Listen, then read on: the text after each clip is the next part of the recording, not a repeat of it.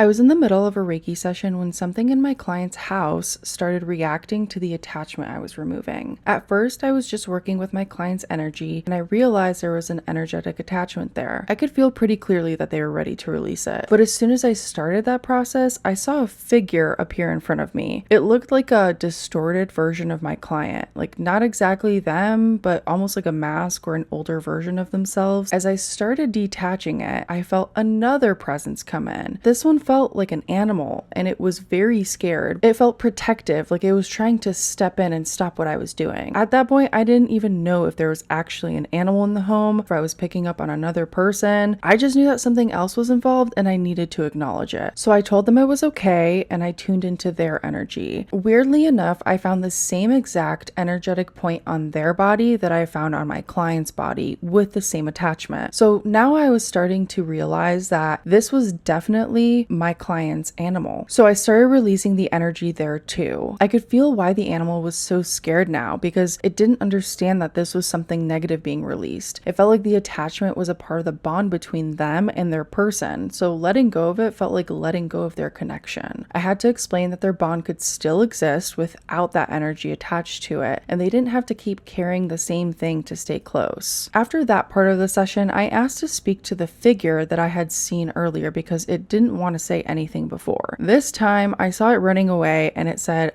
"I can come back whenever I want." That didn't feel exactly like a threat. It showed me that the session wasn't just about detaching the energy. My client also needed to come back into their own energy enough to decide that this was not something that they were available for anymore. This includes their animal too, because if their animal is holding on to that same bond, it's going to make it a lot easier for that energy to truly come back whenever it wants to. So after the session, my client reached out to tell me what happened on their end. They do in fact have a dog, and during the session, their dog came into the room, laid on their shoulder like they were trying to protect them, and they seemed anxious. Then they said that after some time, the dog moved away, stretched, yawned, fully relaxed, and then fell asleep. My client also told me that they and their dog had a really strong bond because of something traumatic that they went through together, which made so much sense with what I felt in the session. Because sometimes our animals aren't just noticing our emotions or what we're carrying. They can start carrying it with us, especially when there's something that they went through with us. And they don't always know what is theirs, what's ours, or what's safe to let go of. To them, holding on to it can feel like staying connected. Since then, I've been doing Reiki sessions for clients with their animals with very specific intentions, and they have been so powerful. I'll be opening up distance energy work for people and their animals together very, very soon.